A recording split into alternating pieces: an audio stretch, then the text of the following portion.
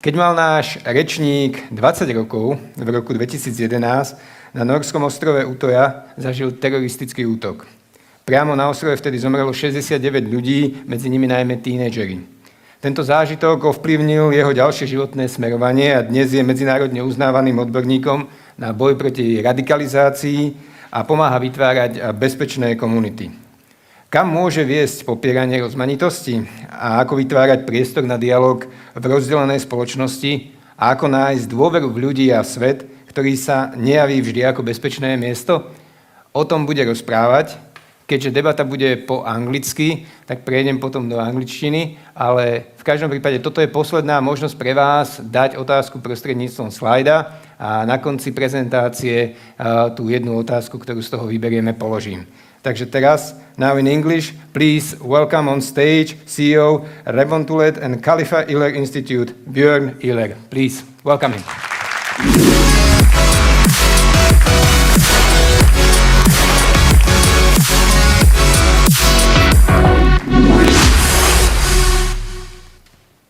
Hi, everyone. So we're reaching the end of the day, and the organizers, fantastic organizers, by the way, were asking me to end on a light note, and so with some optimism, I will be speaking about counterterrorism, a very, light-hearted topic.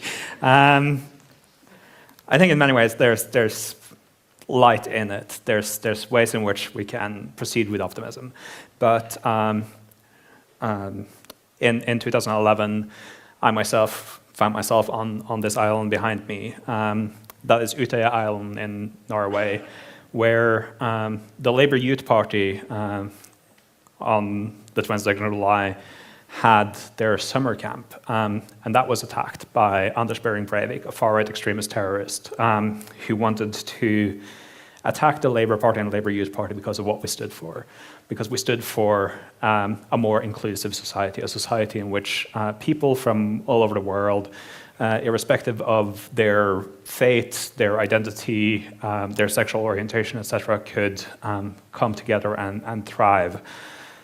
77 people were killed in a bomb blast in the capital of Norway, Oslo, as well as in the mass shooting on Utøya Island that day.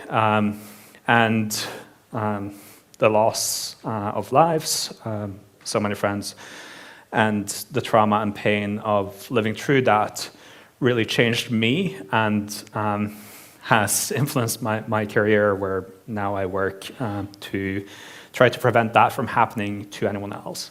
Unfortunately, we're seeing quite a lot that terrorist attacks do happen, and we've also seen that the attack in 2011 in Norway has inspired other attackers throughout the world, including here in Slovakia, sadly. And so at this point in my life, I'm really on this mission to end terrorism. And in that, on quite some journey. So we'll get into that. But first of all, we need to kind of understand how terrorism works. And I find this breakdown to be quite helpful in explaining that, because like 77 people in Norway sounds like a lot to Norwegians.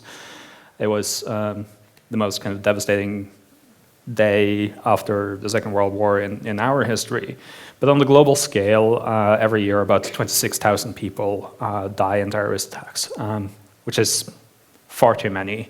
Most of them in the Sahel, in south of the Sahara in Africa, but also in the Middle East, in Afghanistan, throughout the world. And we're seeing this phenomenon spread more and more and become more diverse in some ways in who they are attacking and how they are attacking. Part of the challenge here is also we've thought of terrorism as primarily kind of a governmental issue. Like we have the national security system, we have the military, etc., that we believe are here to help us. And to a large extent they are. But while military and police is one of the most significant groups of targets of terrorism, according to this data we pulled from the Global Terrorism Database, we also see that businesses and NGOs is a very large section at 8.3% of all of the attacks since 2011, no, since the year 2000, which is significant. But also private citizens and property is another significant group, so is infrastructure and logistics. And these sectors are sectors that reach outside of just the government, but also lets us think about how we all have a vested interest in understanding terrorism and preventing it, because we want to keep ourselves safe, we want to keep our businesses safe, we want to keep our infrastructure safe. And these sections of this donut chart are growing year by year, where we're seeing increasing attacks on things like power grids, on mobile phone infrastructure, on renewable energy sources, on existing like subsea cables, etc. And so thinking about the infrastructural layer is really vital, as is thinking about how this is affecting lives and businesses. Part of the cost of terrorism is also financial, where about $1 trillion has been lost to terrorism since the year 2000. But also, we need to think about the impact that has on the wider economy, where, for instance, with attacks like we've seen in Bali and in Tunisia, it's had massive ramifications in the tourism industry, where hundreds of thousands of jobs have been lost, and there's been significant reductions in revenue for communities that already were struggling. And so, thinking about this, we need to also understand how to come together across all of these sectors in order to push back. So with that in mind, there's a few kind of key learnings that I've come through throughout kind of my work. Number one, terrorism is global. It can happen on an island in the middle of nowhere in Norway in the middle of summer vacation, as it did to me.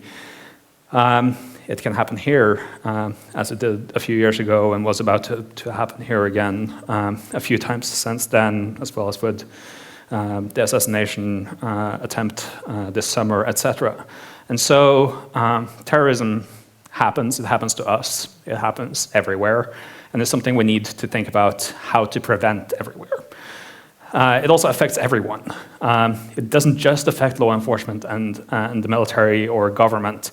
It affects private citizens. It affects young people disproportionately. It affects people who are going to concerts, to festivals, etc., that are frequently targeted by terrorists. And so, again, it's a problem we all need to address. The third thing is that terrorists and violent extremists are operating in international networks. On the iPad next to the text here, you can see a map that we've drawn of extremist movements in Europe and how they are connected across the European borders. But they are also influenced and inspired by groups in the US, in Australia, New Zealand. We're seeing overlap with Hindutva extremists in India and the far right in Europe, etc. And so we need to understand beyond just our national borders the international aspect of terrorist movements, especially those that we've traditionally talked about as domestic extremists that also are operating in these international networks. We also need to think about the infrastructure and public services that we all rely on. Extremists and terrorists are using the same services and tools as we all are using. They are using the same tools for fundraising as nonprofits are. They're using services like GoFundMe, like Venmo, like Swish, and so many other like financial services for small transactions in addition to cryptocurrencies, etc.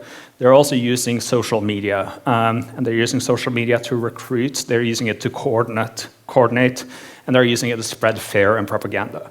And so working with these public services and infrastructure providers that are really kind of providing the fabric of our modern societies in some ways, we are working to dismantle these extremist networks. And so in thinking about this more complexly, we understand that we all have a role to play in ending terror.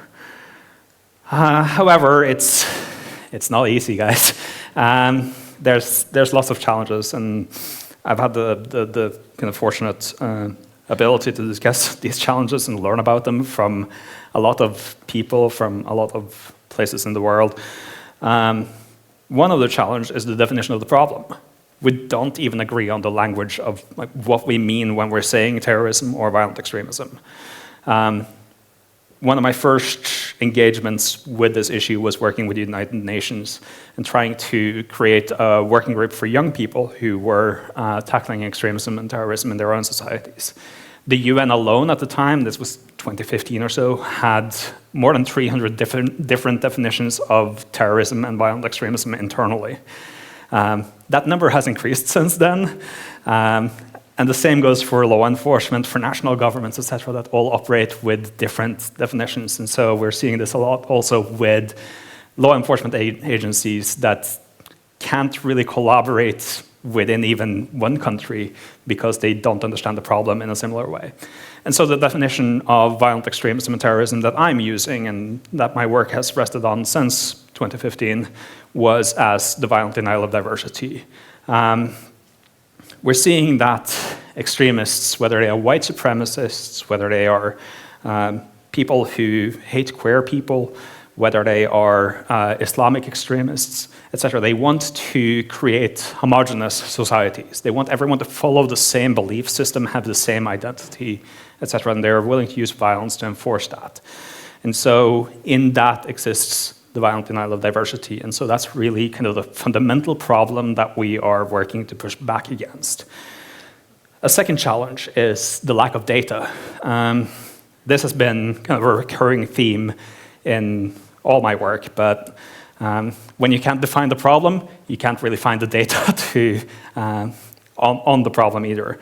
There are sources like the Global Terrorism Database that I just referenced that are mapping sort of significant terrorist attacks. They are, however, not mapping out precursors to terrorism. They're not mapping out the relationship between hate crimes, individual propaganda campaigns, sticker campaigns, etc., and terrorist incidents. And so we don't really know much about the causation between those two, and we don't know enough about the issue at a global scale yet.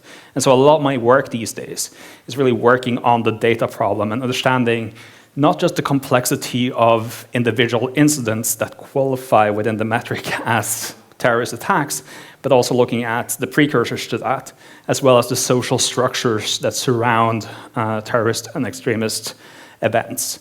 Often, an extremist who goes to the lengths of performing an attack will be connected in a vast social network with a lot of other people. They will draw on inspiration from a lot of different sources, etc. And so understanding all of those dynamics helps us identify people who are at risk of performing terrorist attacks and hopefully intervene before the attack takes place. And we've had some success at doing that. Among others, we were able to detect some people who were threatening to attack Pride here in Bratislava this summer, and worked with law enforcement to support the intervention and stopping that. And so these things keep happening, and we keep getting better at detecting them.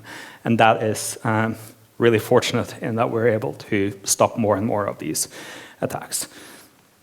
Another challenge resulting from the lack of data is obviously the understanding of the risk. We tend to fail to really comprehend the fact that these things, again, happen everywhere. We also tend to fail to understand the real risk it poses to individual organizations, events, businesses, etc. And so that is a significant challenge that we need to overcome. We also need to think about how that impacts the financial sector, how it impacts investors, etc. And so working to create a more comprehensive understanding of the risk will also help us in figuring out the infrastructure that is needed to support the work against extremism and terrorism. In that is also a lot of public engagement issues. Again, educating policymakers, educating in everything from schools, etc., is significant. And in that also understanding the necessity of cross-sector collaboration. We can't just think about this within like the impact spaces or the NGOs or civil society organizations. We also need to work throughout sectors. We need to work with the tech industry. We need to work with the financial sector and financial service providers. We need to work with electricity companies, etc., in order to understand both the impact of this, but also how to best address it, and work with those service providers in order to help undermine the ability of extremists and terrorists to coordinate and to do their activities. And that also requires global collaboration. We can't just think about this within each country. We need to think about how extremism in Slovakia is tied to extremism in Germany, is tied to extremism in the Nordics and in the US, etc., and work across all of these borders. And so, in order to do this, I've, on my journey, founded 2 organizations. One is the Khalifa Ihler Institute, which we founded in 2016 as a peace-building organization. It is our nonprofit, and it works to create communities that are more resilient to violent extremism. And one primary way of doing that is through building stronger cultures for democratic participation. And so one of the things that we've been talking about is really how do we empower people to use the democratic system in order to get past a lot of the frustrations, etc., that are fueling their need to join extremist movements in the first place. And working with institutions, working with libraries, working with schools, working with this societal infrastructure is really important in that. The second organization is Reventurlet Intelligence, which is our data-driven kind of startup-y company, which really works on mapping out extremist networks. And the goal of that is to understand both how they are abusing services and infrastructure, but also working with providers of those services infrastructure to keep their assets safe, but also to undermine the ability of networks to abuse those services. And so, throughout the journey, we've found some solutions and started working on implementing those. Don't know if that worked. That did not work. There's a slide missing. Either way, the kind of key takeaway here is that terrorism impacts us all. It threatens our lives and our livelihoods. It also threatens businesses. It threatens entire industries, as we've seen. It threatens the entire budgets of nations. And so, really, we all need to work together to try to prevent people from being radicalized and from performing terrorist attacks. It's also worth thinking about the fact that we all have a role to play in building a safer world for all. We all have the ability to reach out to our neighbors, to speak to someone we haven't spoken to in a long time, to try to rebuild bridges and connect across the divides that we've been discussing all day today. We've been talking a lot about polarization. We've been talking a lot about kind of the issues of trust in our societies and our communities. And the way in which to address that isn't necessarily from this stage. It isn't necessarily by thinking about it from like the structural perspective of thinking about what we're doing within our respective organizations or in our work, but it's about being good neighbors, about reaching out and speaking to each other. And so in that, I find a lot of hope, and I hope you find a lot of hope in that too, and that you take my encouragement to both assess what you can do in your professional lives and in your organizations and institutions, as well as in your personal lives, to try to mend the gaps that exist in our societies, to reach out to someone who sees the world differently than you, to reach out to someone who has different life experiences than you, and learn from them, and let them learn from you as well, and through that, hopefully build some bridges that can mend some of the wounds that both are driving the polarization at the political level, as well as potentially drawing people into extremist movements. So I think there's questions and stuff, but thank you all for listening to that for a while.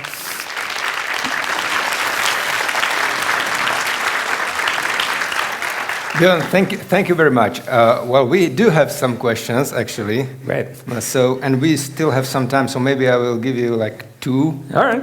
Why not?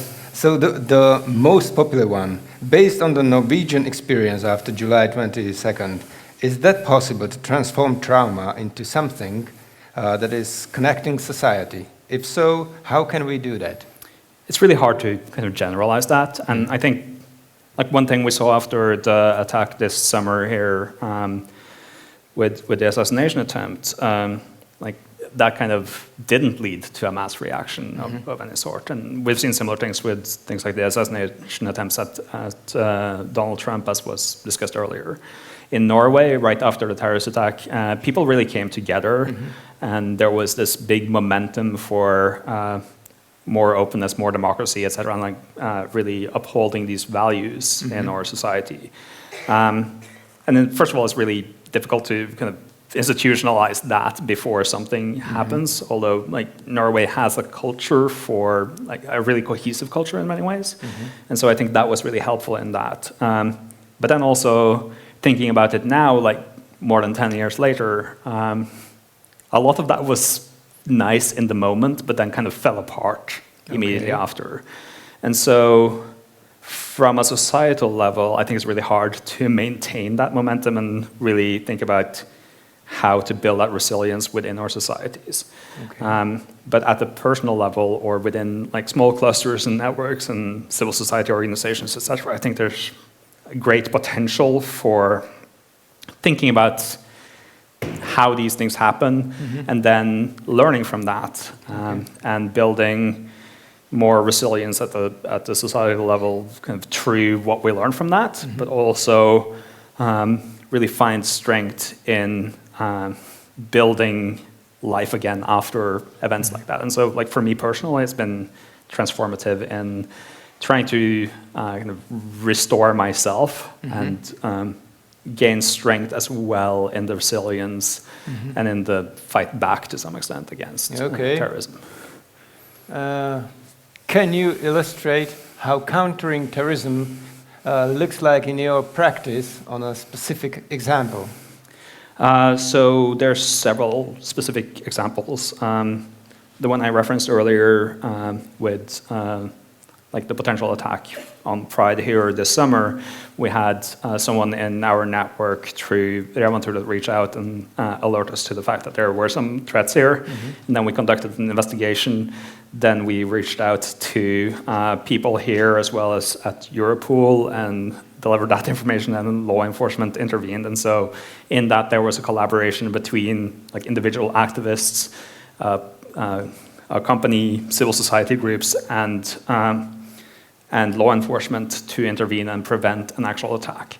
On the flip end and on the kind of non-profit end, a lot more of the work is with individuals. And so it really, a lot of the times has boiled down to figuring out entry points for having conversations with people who are in radicalization processes or kind of about to join extremist movements. And a lot of the time, it's about conversations, about working with those individuals.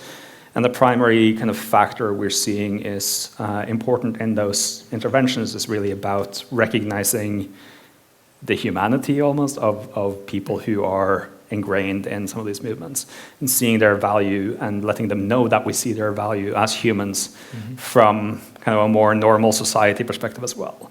And simply by being active listeners as well, you give people the experience of having dignity, of having value, and experiencing that from someone that you think fundamentally disagrees with you is a really powerful element that almost forces them into reflecting that in kind of a mirroring way, where they then again also kind of humanizes the people they think they hate. And so through that, we've been able to kind of pull people out of really kind of hateful movements. Okay. Yeah. And probably the last question, how did you cope with the trauma you experienced on the day of the attack? It must have been very hard.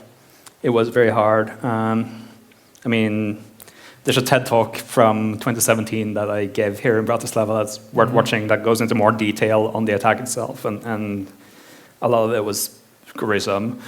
And there's that as well as kind of the experience of being hunted for more than an hour by a terrorist and a lot of complexities in dealing with the trauma of that. And so I suffered from PTSD for quite some time, suffered badly with sleep, etc. And so there was a lot of kind of the psychological burden of that. And I was very thankful to have good psychologists. I was able to work with the National Research Center on trauma and stress disorder, like post-traumatic stress disorders in Norway, and they really kind of helped me start the journey. But then part of my drive after the attack was to go back to my studies. So I went back to my studies in September, so July to September, about 2 months after the attack. And from my university, got psychological support as well, and was that was very useful, among others, from psychologists who had worked with British soldiers who had been in Northern Ireland and things like that. And so the psychological kind of side really helped. But for me personally, it was also really important to try to understand Breivik and try to understand how someone who on paper looked fairly similar to me, like Breivik's about a decade older than me, but like we grew up in fairly similar circumstances. It was important to me to try to understand how he departed like that and became the terrorist he became. And so in that, I started reading the manifesto. I started trying to learn about his journey. And it's really through that exploration I also started doing the work I do today of countering extremism. Because I started both researching him as well as the wider network that inspired him, and then traveled around the world and met with former extremists, so people who had been kind of at the verge of doing similar things and who had pulled out of those movements to learn about their journeys in as well as their journeys out. And so that all kind of culminated in me building a lot of this work over the past decade or so. How long did it take? I mean, it's still an ongoing project, I would say. I don't think you ever necessarily heal, and also my work now is so built on kind of extremism, and so I'm constantly kind of working with it, but I am able to do that, and I'm able to function. And so it took a couple of years to get to some level of normalcy, I would say.